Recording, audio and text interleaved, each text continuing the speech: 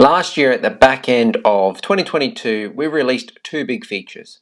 One was around training ratings, so it's identifying key habits that lead you to becoming a faster bike rider. And two, we introduced new tiers, so a free version, a $3.99, and a $9.99, where we dropped our top tier price. So in this video today, I just wanted to walk you through what we're focusing on from a B2C perspective. So this has been your feedback shared through the Discord community, social, and what we've observed. Now, if you're watching this from other training platforms, I see ya, it's all good, and I wish you all the best. So let's dig in. So kicking things off with home, the number one requested feature around here was giving you the ability to edit your week from home. So that means you don't need to go into My Week to tap Edit Week or Edit Day. Looking at My Week, there are 6 things that have been mentioned around here. So one is that you want to be able to move your workouts faster. I agree. We could have this cool drag and drop system. 2 is that you want to view your overall plan, which got us thinking, perhaps we implement a calendar view.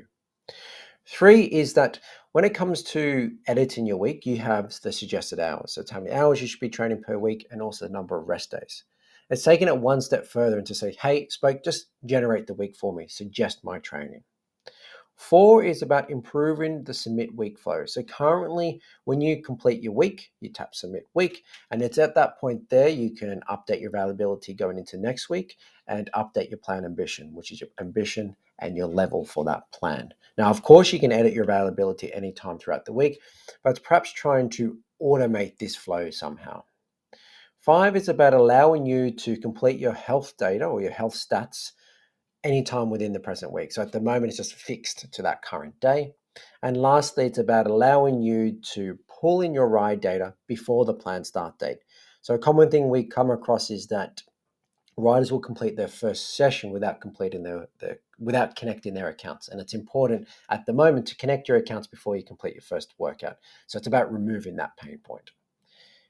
Digging into progress. This has got to do anything with data and stats. So 2 areas I think we can improve on is 1, I think we can consolidate the data that we have and try simplify it further. And 2 is about providing you a North Star. Now, I'm not too much of a fan of a fitness line because a fitness line goes up when you do more volume. And to become a faster and fitter bike rider, it's not always about volume. So I think there's something cool we can do around this. Looking at plans. Plans is anything about changing, updating, and building your plan. Number 1 is that you've asked that you want your plan to update based on your readiness score, and that's something we've got in the work. So currently when you receive your readiness score, it's on you to change your plan. Now we do have adaptive mode from a daily perspective, and so based on how well you follow your free ride or your plan ride, the rest of the week will change. But readiness score is about changing your plan based on your health metrics from a daily perspective, because we already do this from a weekly perspective. 2 is that you want to enforce a recovery week. Something's come up, you got crook. Hey, I want to make it a recovery week. I'm with you there. And I think we can take it one step further by allowing you to change your training cycle. So at the moment, Spoke follows 3 weeks on, 1 week off. Maybe you want 2 weeks on, 1 week off. Looking at the skipped workouts. So we have 5 reasons you can skip a workout. So from the menstrual cycle, illness, holiday. And it's about now adjusting the plan automatically based on those reasons. Improving the peak week flow.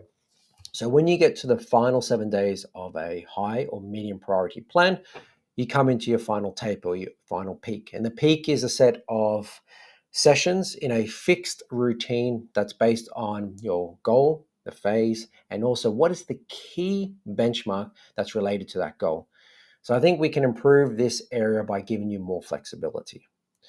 Also improving the planned end experience. I think at the moment it's a little bit flat, and I think we can do a lot around this area. Improving the season builder. So this means about when you add new goals of different priorities. I think we can simplify this further. And then generate an alternate workout. So you may have a session that's 4x4, zone 5, that's a 9 out of 10. You may only want a 6 out of 10 workout. It's like, okay, give me a moderate base workout. Give me an easy base workout, and the remaining of the week changes. Now, you can sort of hack this together already with recalculate week, but we want to make it easier for you. Now looking into sessions. So this is anything to do with pre and post. So you want to be able to control and set your training type. So training type is power, heart rate, and feel. Now, if you have power and heart rate, Spoke's always going to default to power. So it's about giving you the ability to say, hey, I've got power and heart rate, but I want Spoke to judge me on my heart rate. Provide a workout suggestion for free rides. So free ride is a non-structured ride that doesn't have structure, but we've been asked that, hey, I've got a free ride, but I do want a high level structure of what I want to follow on the road, and we can give this to you. Post-session analysis, highlighting the leniency range and score. So something Spoke does, and something that we don't highlight to you, is that we track the time you spend in the non-focus zones and therefore adjust the plan accordingly based on those values. So what I mean by this is, just say you're training with heart rate and you're riding maybe on the road and you've got some zone 5 work. Well, when you're riding with heart rate, it takes time. So you're going to be going through, so 2, 3, 4, hit your zone and then coming back down. So you're spending time in, say, 3 and 4, which are non-focused. So we're adjusting your plan based on your own leniency of how much time you spend in these non-focus zones. Also being able to give you the ability to add in longer rides. So at the moment, it's sort of capped at 5 hours, and you can add, 2 5-hour rides on a day to make a 10-hour ride. But, it's probably giving you maybe up to 16-hour ride, and improving the other activity area. And this is something that I perhaps underestimated. So another activity is a non-cycling workout that impacts your training plan.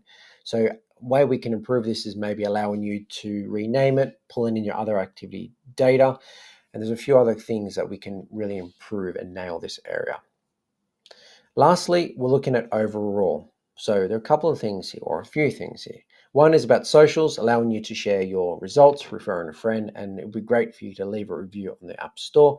We know we can improve our onboarding tour, build out a notification center for reminders and cues for key actions for you to maximize your Spoked experience.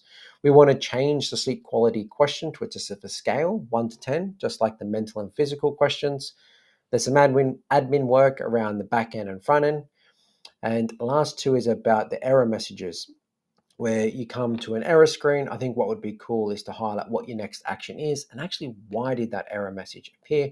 And then lastly, tidying up subscription flow. So there was a big push for the back end of 2022 to get those new tiers out. So there are a couple of lingering, not necessarily bugs, but not necessarily best practices that we want to tweak in the back end to make sure it's all good. And to wrap things up, we're not saying we're going to get through all this work, but it should give you a good idea of the direction we're heading. Now, was there anything that I missed, or you have any questions about Spoked? It'd be great to hear from you in the comments below, and thanks for watching.